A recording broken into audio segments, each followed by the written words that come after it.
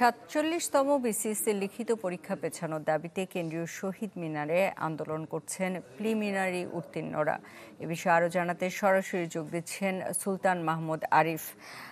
আরিফ, আর তো দুদিন পর পরীক্ষা, এখনো কর্তৃপক্ষ কোনো সমাধান বা আশ্বাস কিছুই দেয়নি। এই মতো অবস্থায় যারা আন্দোলন করছে তারা কি ভাবছেন, কি বলছেন?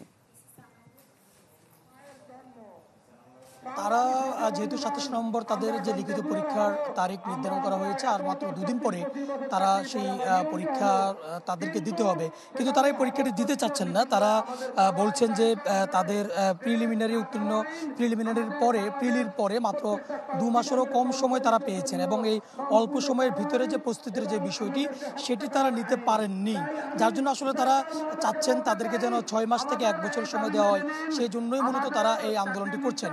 আজকে তারা শহীদ মিনারের সামনে একত্রিত হয়েছেন, আপনি দেখতে পাচ্ছেন, এবং আজকে তাদের এখান থেকে তাদের কর্মসূচি হচ্ছে যদি তাদের দাবি কি বুঝলেন ভাই, অনলি যেটাই চাই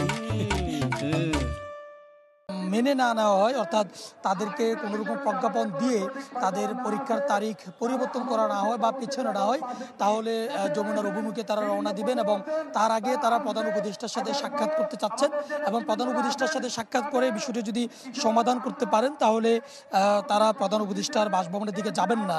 কিন্তু যদি সমাধান না হয় তাহলে যমুনা অভিমুখে রওনা হওয়া বা প্রধান উপদেষ্টার বাসভবনের দিকে যে কোনো মূল্যে তারা যাওয়ার যে চেষ্টা সেটি তারা করবেন এবং কিছুক্ষণের মধ্যে হয়তোবা যমুনার দিকে তারা শহীদ মিনার থেকে রওনা দিবেন, এবং ধীরে ধীরে তাদের উপস্থিতি কিন্তু বাড়ছে।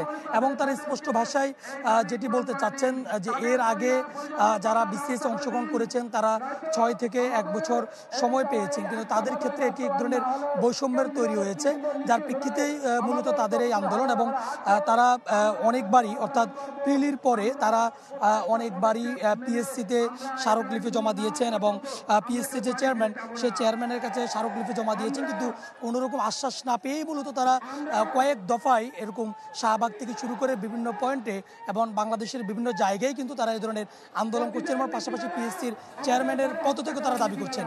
এবং আজকে তারা সবশেষ, তারা বলছেন যে আজকে শেষ দিন, এবং আজকে তারা তাদের দাবি আদায় করে ঘরে ফিরবেন। এবং যমুনা অভিমুখে যে আরিফ, আপনাকে ধন্যবাদ। ৪৭তম বিসিএসসি লিখিত পরীক্ষা পেছানোর দাবিতে কিছু সংখ্যক শিক্ষার্থী আন্দোলন করছে, সে বিষয়ে জানাচ্ছিলেন সুলতান মাহমুদ আরিফ।